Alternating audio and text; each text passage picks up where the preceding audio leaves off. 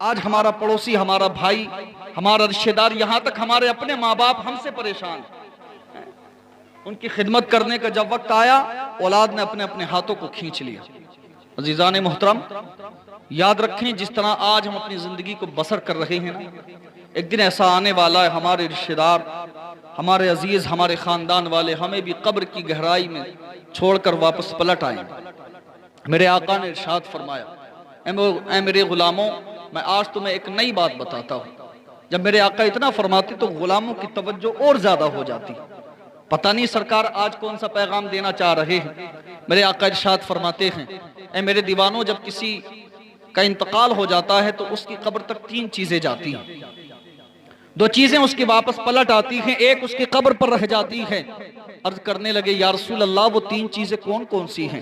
آقا ارشاد فرماتے ہیں کہ مرنے والے کے ساتھ اس کی اولاد اس کی قبر تک جاتی ہے، مرنے والے کے ساتھ اس کی اولاد اس کی قبر تک جاتی ہے، اس کا مال اس کی قبر تک جاتا ہے، اور اس کا اعمال اس کی قبر تک جاتا ہے۔ لیکن اے میرے غلاموں، اولاد واپس پلٹ کر آ جاتی ہے، مال واپس پلٹ کر آ جاتا ہے، اور اس کی قبر پر صرف اس کا اعمال رہ جاتا ہے۔ اس لیے میرے غلاموں، تم کثرت سے عمل کرو تاکہ تمہاری عمل کی وجہ سے اللہ تبارک و تعالی تمہیں تمہاری قبر میں بہتر جزا عطا۔ لیکن ہمارا حال کیا ہے؟ آج ہم دنیا میں اس قدر ملوث ہو چکے ہیں، نہ ہمیں نمازوں کا احساس، نہ ہمیں قرآن عظیم کے فرمان کا کوئی احساس۔ عزیزان محترم، جس طرح آج ہم دنیا کو حاصل کرنے میں لگے ہوئے ہیں، یاد رکھیں یہ دنیا نہ آج تک کسی کی ہوئی ہے اور نہ آج کے بعد کسی کی ہو سکتی ہے۔ جس نے جتنا اس سے بڑھ چڑھ کر چاہا، عزیزان محترم، وہ اتنا ہی برباد ہو۔ اگر آپ دین کی طرف اپنی لو لگا لیں تو اللہ تبارک و تعالیٰ آپ کو دیندار بنا سکتا ہے، لیکن اگر آپ دنیا کی طرف لو لگا کر اللہ رب العالمین کے فرامین کو فراموش کر کے اپنی زندگی کو اگر گزارنا چاہیں تو یاد رکھیں، ہر دنیا دار جو دنیا کو حاصل کرنا چاہتا ہے وہ دنیا دار نہیں بن سکتا۔ آئیے میں آپ کو مثال کے طور پر سمجھاتا ہوا چلوں۔ عزیزان محترم، جس طریقے سے آج ہم اس دنیا کو حاصل کرنے میں لگے ہوئے ہیں، یاد رکھیں آج ہم دن بدن ہمارا قدم قبر کی جانب بڑھتا چلا جاتا ہے۔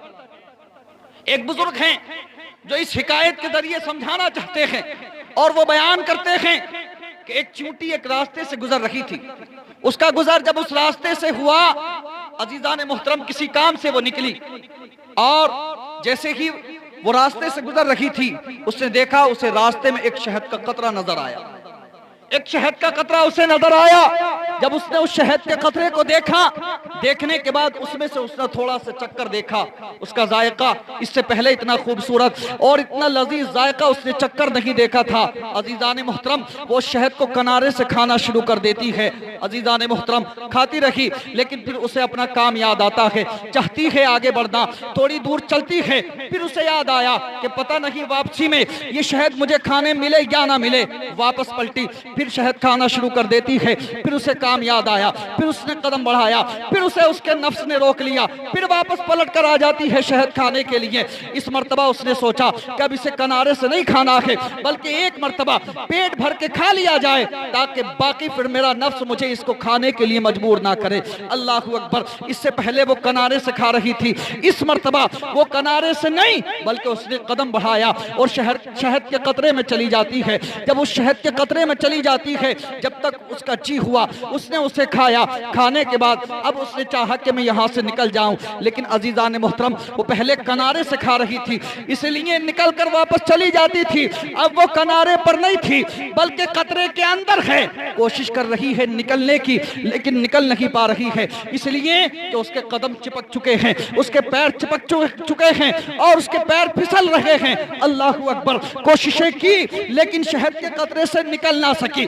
جب نکل نہ سکی تو پیر رگڑ رگڑ کر اسی شہد کے قطرے میں دم توڑ دیتی ہے، مر جاتی ہے۔ میں سمجھانا یہ چاہتا ہوں، آج ہمارا بھی اپنا یہی حال ہے۔ ہم اس دنیا کو جب تک کنارے سے کھاتے رہیں گے، زندہ رہیں گے، اور اگر اس کے اندر داخل ہو کر اسے کھانے کی کوشش کریں گے تو یاد رکھنا نمازیں ہماری ترک ہو جائیں گی، اللہ تبارک و تعالیٰ کے قرآن کی تلاوت ہم سے ترک ہو جائے گی، رمضان کے روزے ہم سے ترک ہو جائیں گے، اور ایک دن ایسا آ جائے گا کہ اللہ کی نافرمانی میں ہم اس دنیا سے رخصت ہو جائیں۔ اللہ کی نافرمانی میں ہم اس دنیا سے رخصت ہو جائیں گے۔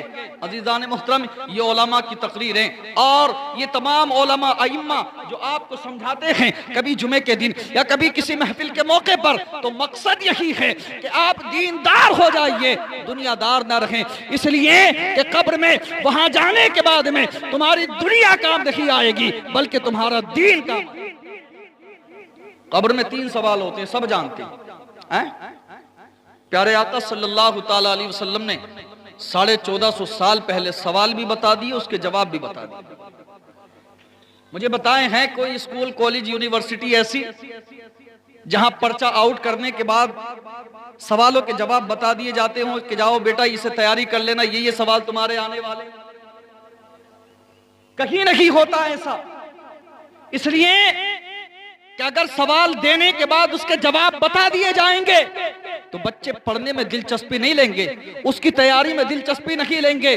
یہی وجہ ہے کہ کسی بھی اسکول، کالج یا یونیورسٹی کے اندر بتایا نہیں جاتا کہ سوال یہ ہوں گے، جواب یہ ہوں گے۔ 1 سال کا اسے ٹائم دیا جاتا ہے، محنت اس نے خود کرنا ہوتی ہے، لیکن قربان جائیں آمینہ کے لال پر پیارے آقا صلی اللہ تعالیٰ علیہ وسلم نے 1450 سال پہلے سوال بھی بتا دیے، سوالوں کے جواب بھی بتا دیے، اور تیاری کے لیے کسی کو 20 سال دے دیے گئے، کسی کو 30 سال دے دیے گئے، کسی کو 50 سال دے دیے گئے، کوئی 60 سال جی کر قبر کی گود میں چلا جاتا ہے۔ اللہ تبارک و تعالیٰ کسی کو 100 سال کی زندگی دیتا ہے، لیکن افسوس کی بات یہ ہے کہ 20 سال 50 سال یا 100 سال ملنے کے باوجود بھی ہم قبر کے سوالوں کی تیاری نہیں کر پاتے۔ کیا بتائیں ہو جاتی ہے تیاری؟ سوال کیا ہے قبر کے؟ سب سے پہلا سوال کیا ہوگا؟ مر ربو کا، بتا تیرا رب کون ہے؟ ربی اللہ، اللہ ہمارا رب ہے۔ دوسرا سوال ہوگا ما دینو کا، بتا تیرا دین کیا ہے؟ دینی الاسلام، میرا دین اسلام ہے۔ اور تیسرا اور آخری سوال کیا ہوگا؟ ما کنت تقول فی حق ھذا الرجل، بتا اس ذات کے بارے میں تو دنیا میں کیا کہتا تھا۔ تو اگر حضور صلی اللہ علیہ وسلم سے محبت کرنے والا ہے، آپ سے پیار کرنے والا ہے، نمازوں کی پابندی کرنے والا ہے، زندگی سنتوں کے مطابق گزارنے والا ہے، تو عرض کرے گا اے فرشتو تم حضور کے بارے میں پوچھ رہے ہو؟ ارے یہ تو میرے آقا ہیں جنہیں میں نے اپنی ماں باپ سے زیادہ پیار کیا، اپنی اولاد سے زیادہ پیار کیا، ہر شے سے زیادہ پیار میں نے ان سے کیا، اور انہیں بغیر دیکھے دنیا میں صلاۃ و سلام کے نذرانے پیش کرتا تھا۔ اے فرشتوں ہٹ جاؤ، جب میں بغیر دیکھے آقا پر درود پڑھتا تھا، آج تو میرے آقا کا جلوہ میری نگاہوں کے سامنے ہے، لہٰذا مجھے کھڑے ہو کر آقا پر درود پڑھ۔ یہ سوال ہوں گے اور یہ جواب ہوں گے، لیکن عزیزان محترم ہم لگے ہوئے ہیں صرف دنیا کے چکر میں، نہ سوالوں کی فکر ہے اور نہ جوابوں کی فکر ہے۔ یاد رکھیں آقا کریم صلی اللہ تعالیٰ علیہ وسلم نے ہمیں زندگی جینے کا ہر لمحہ اور ہر موقع پر کیا کیا ہونے والا یہ سب کچھ بیان فرما دیا، لیکن آج ہمارے دل خود اس قدر مردہ ہو چکے ہیں